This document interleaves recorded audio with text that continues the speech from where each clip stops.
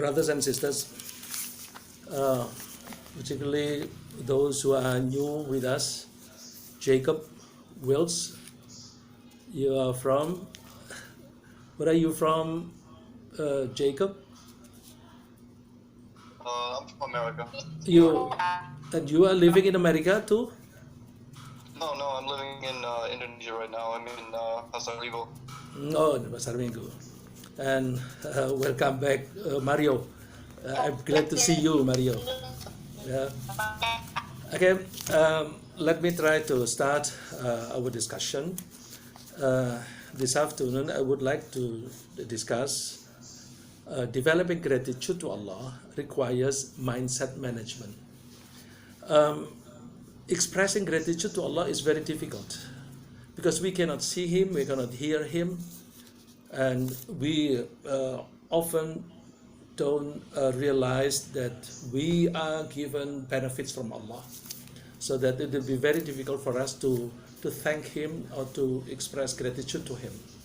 Therefore, we need to train ourselves so that we become persons who are grateful to Allah. The fact that the majority of people are ungrateful and only a few are grateful indicates that feeling gratitude and expressing gratitude are not easy to practice. We therefore need to intentionally train ourselves to recognize benefits that we have and at once express gratitude to the sources of benefits.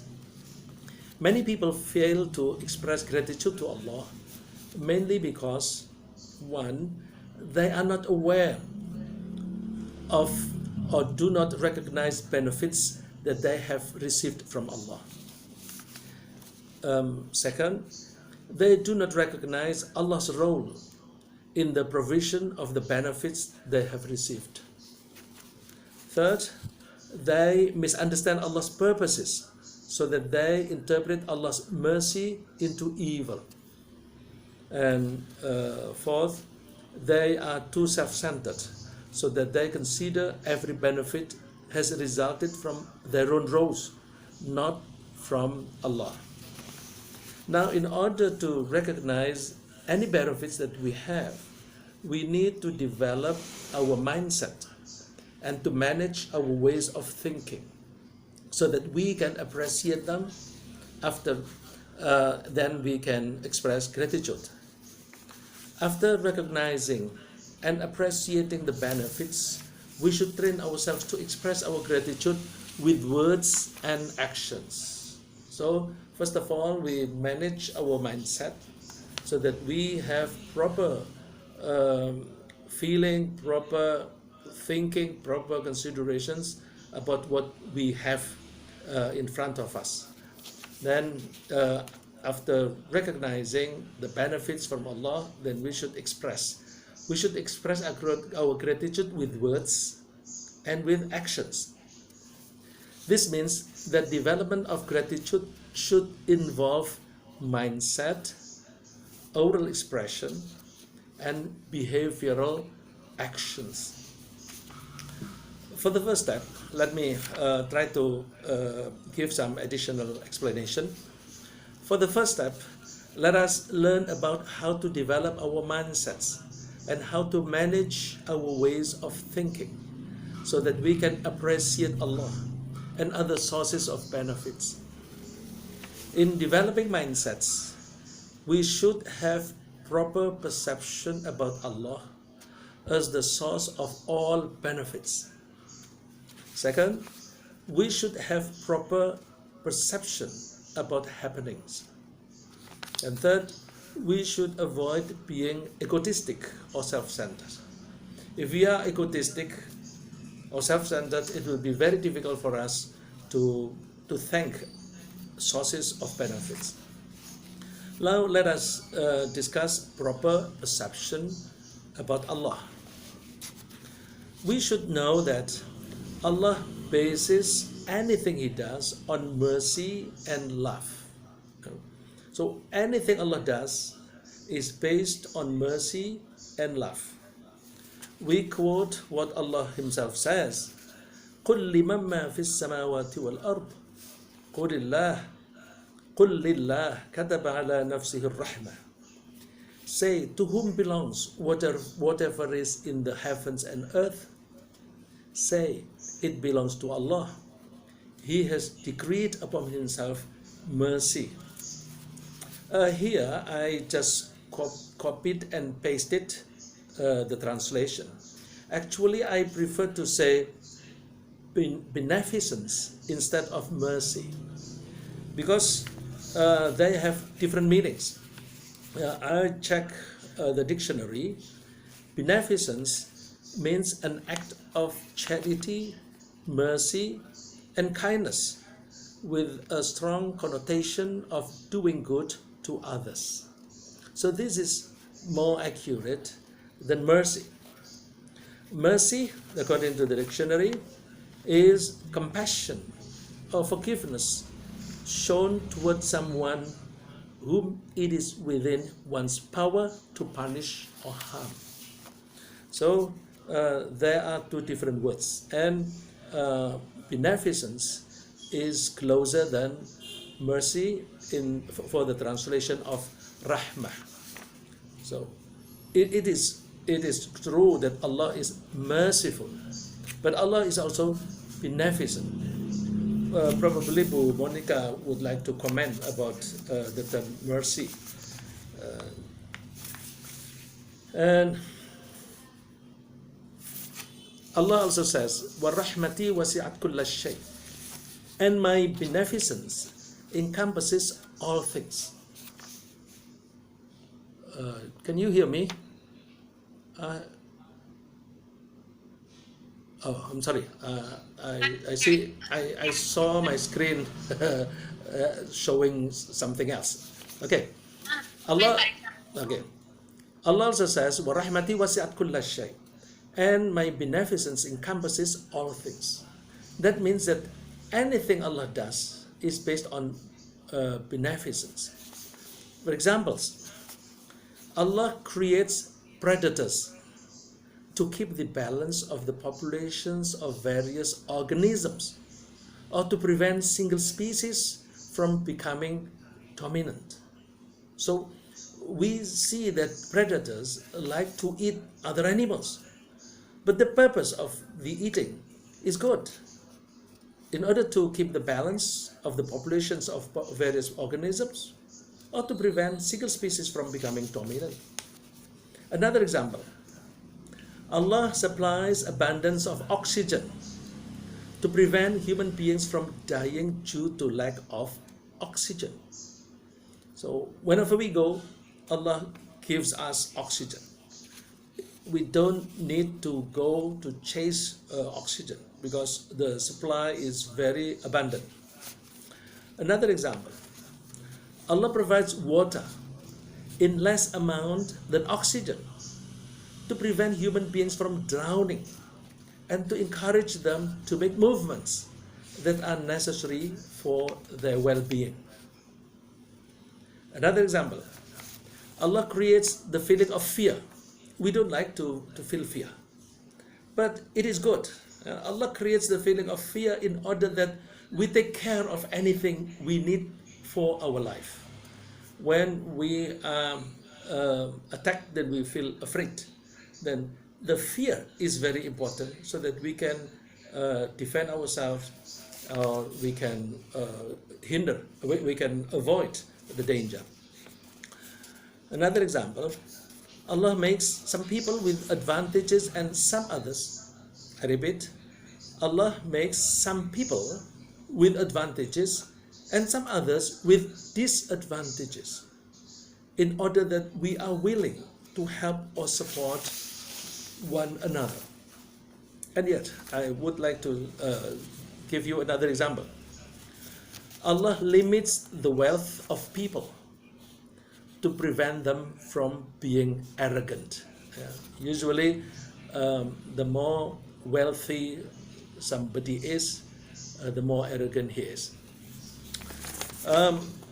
Proper perception about Allah should be developed.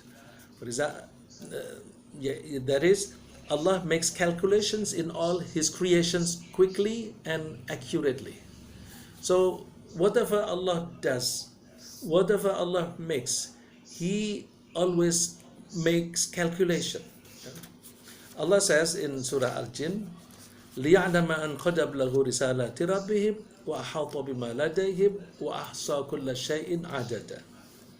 That may He know that they have conveyed the messages of their Lord, and He has encompassed whatever is with them, and has enumerated all things in number.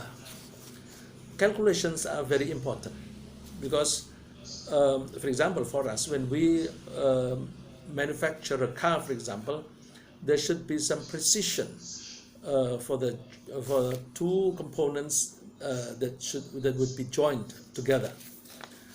Allah calculates everything. We have joints in our body, and they are joined together in harmony because they are all calculated. Another statement from Allah, ثُمَّ رُدُّوا إِلَى اللَّهِ مَوْلَاهُمُ الْحَقِّ أَلَا لَهُ الْحُكْمُ وَهُوَ أَسْرَعُ الْحَاسِبِينَ.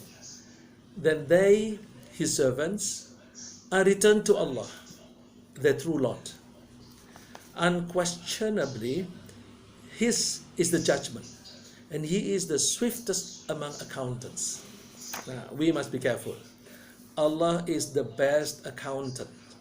So we should be careful when we behave every day. We should try to limit or even avoid doing evil deeds, because whatever we do, it will be calculated by Allah. Then in the day of resurrection, we will be asked for responsibility. I give you some examples in calculating things, in the calculation of everything. Allah positions the sun in cyclical patterns in its relation with the earth during the course of the year in order to create alternate seasons. And seasons are very important for us because we need food of different kinds with different contents of nutrition. Another example, Allah makes someone fatter and fatter if he continues consuming more energy than what he needs. Because Allah always calculates. So we must be careful when eating. Allah will always know the balance between the good and bad deeds of everyone, so that He knows well who deserves to go to paradise or to hell. The benefits that we can learn with good calculations, we can try to maintain our health by balancing the energy we consume and the energy we spend or utilize. To produce delicious food, we can calculate the proper proportions of ingredients. Another example, we can achieve our daily targets if we make good calculations in the materials used, in the time periods involved for the procedures, and the man hours needed for the processing. In order to achieve our target of entering paradise, we have to always assess our own deeds between good and evil deeds, so that we can make sure that the amounts of our good deeds exceed our evil deeds. Thus, we should be grateful that Allah has involved calculations when creating everything. Proper perception about Allah, number 3, is that no one can change or replace Allah's ways of creating. When Allah has a certain policy or has a certain procedure in creating things, nobody else, no one else can replace his way of creating. Allah says, فَلَنْ تَجِدَ لِسُنَّةِ اللَّهِ تَبْدِيلًا وَلَنْ تَجِدَ لِسُنَّةِ اللَّهِ تَحْوِيلًا. But you will never find in the way of Allah any change. And you will never find in the way of Allah any alteration. I would like to comment it, because no one can change or replace Allah's ways of creating.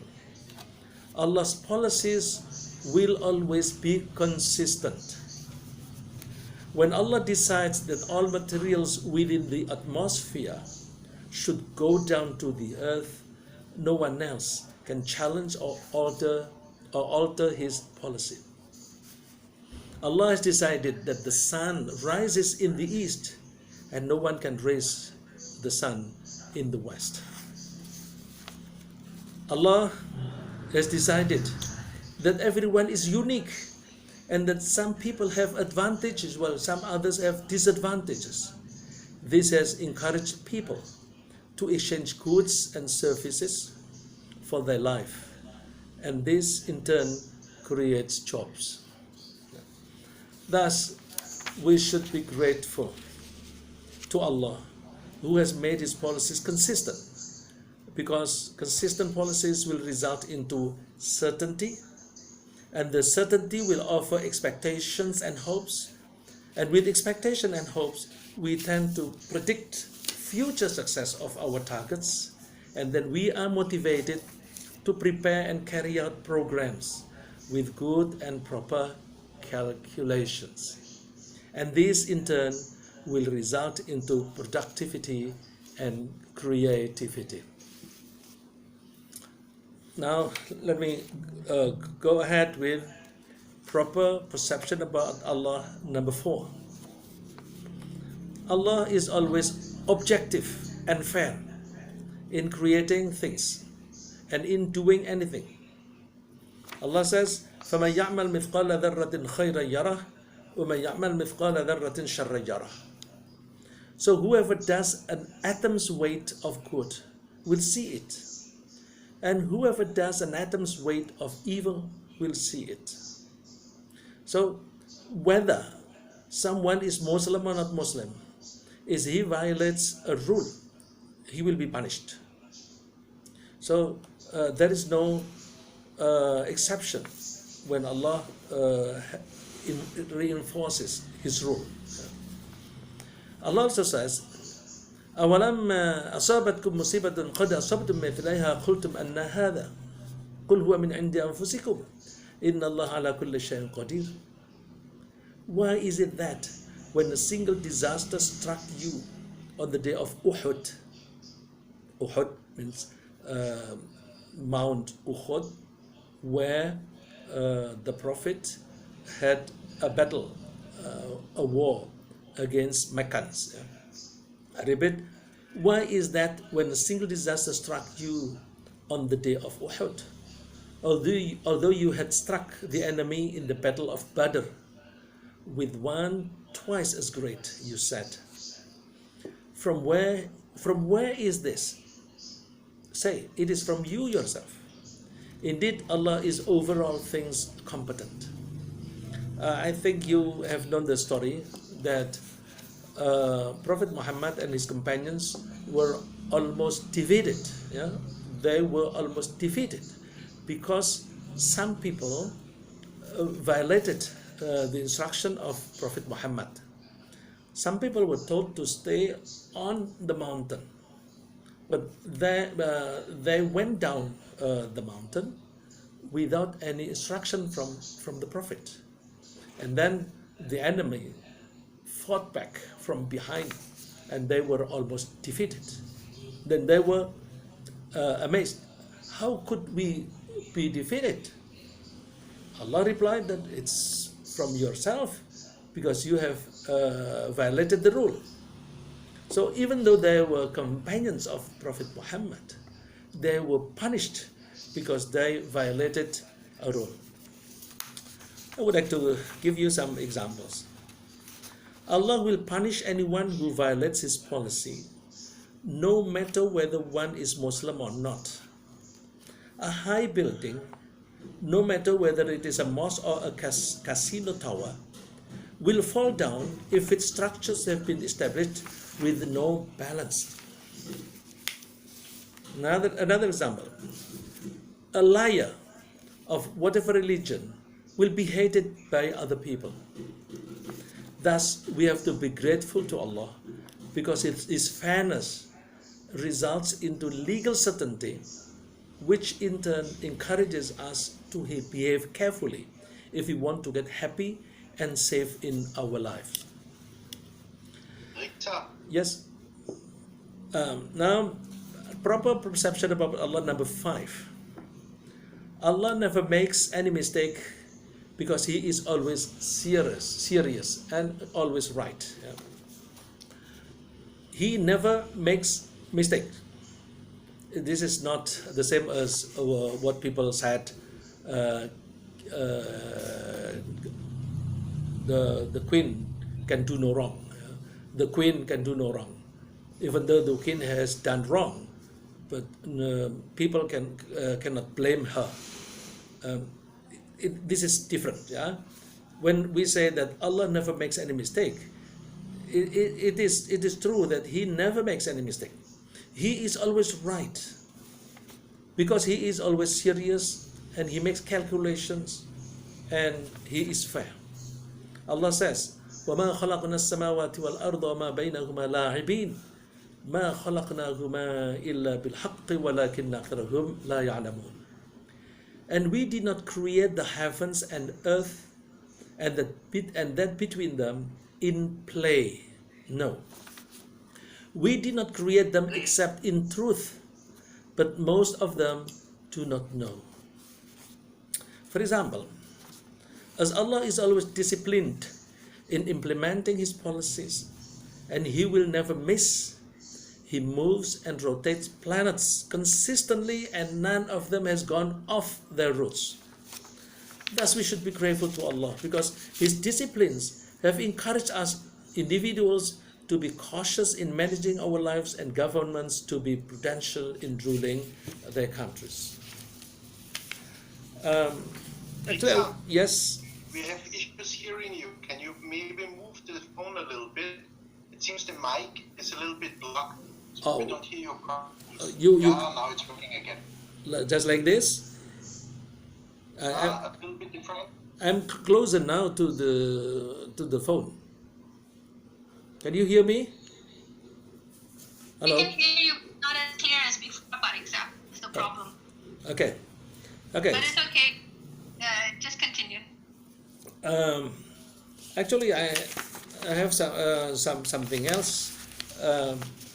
We have discussed proper perception about Allah. I would like to add now, we also have to have proper perception about happenings. If something happens, we usually respond to the happening, and our response is usually based on our perception about the happening.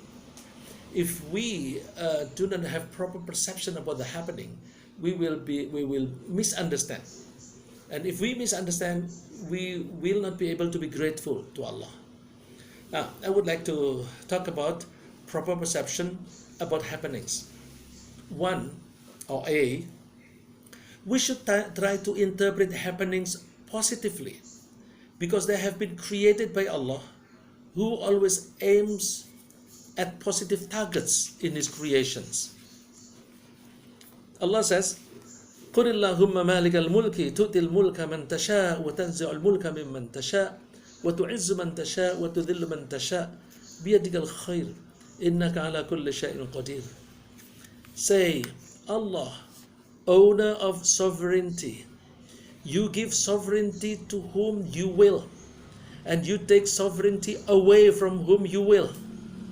You honor whom you will, and you humble whom you will. In your hand is all good indeed. You are over all things competent.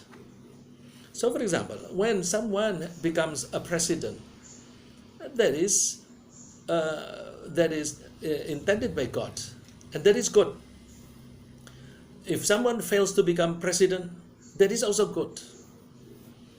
So we should try to find the goodness from any happening, whatever happening, whether it is political happening or everyday happening.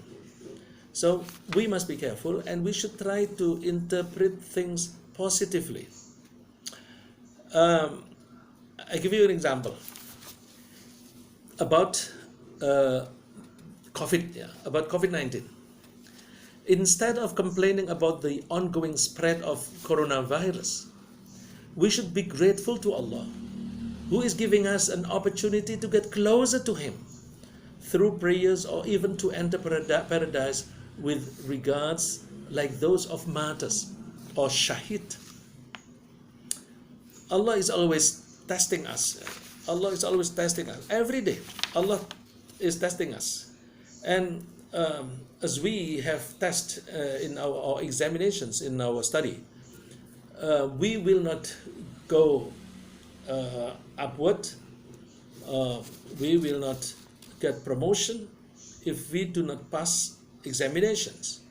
So if we are given examinations every day, that means that we are given an opportunity to go up every day.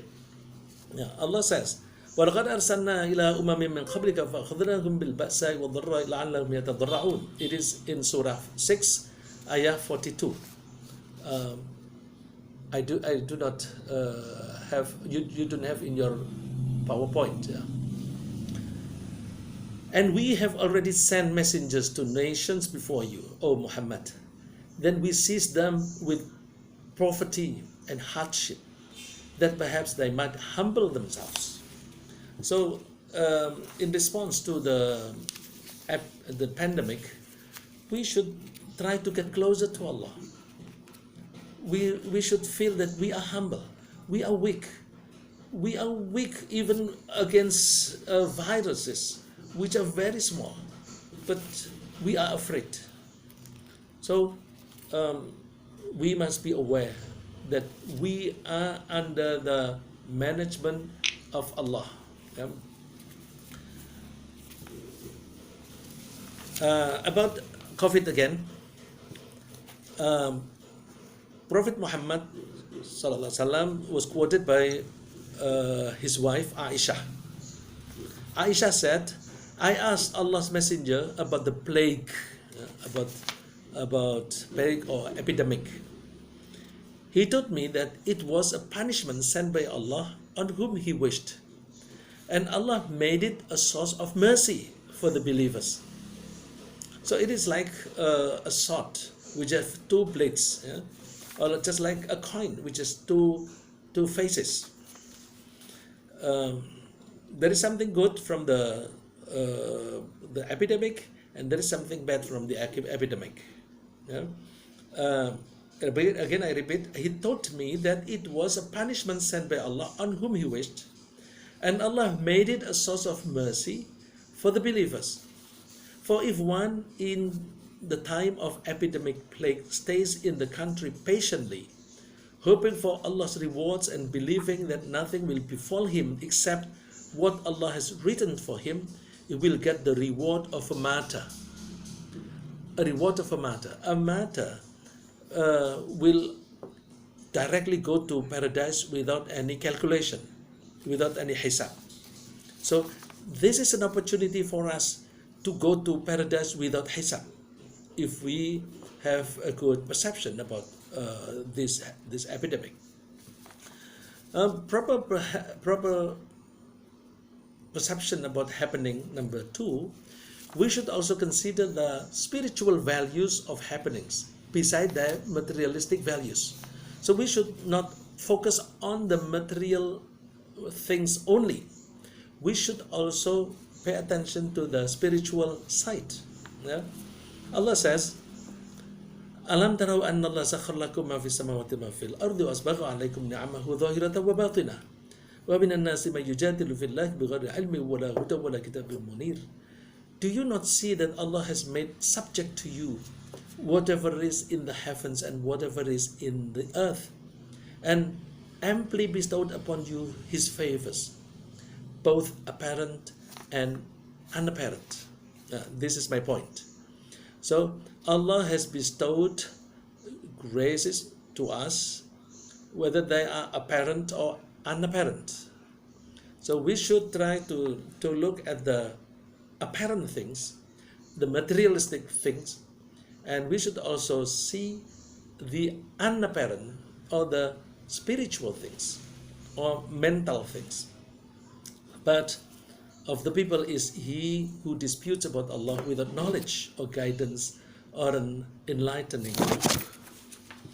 So, for example, when someone started to enter his pension life, it's true that he does not earn any more from work, but some people have pension funds, so without working they will continue receiving money even though the amount is smaller than before. But Rikza, yes, I beg your pardon, Rikza.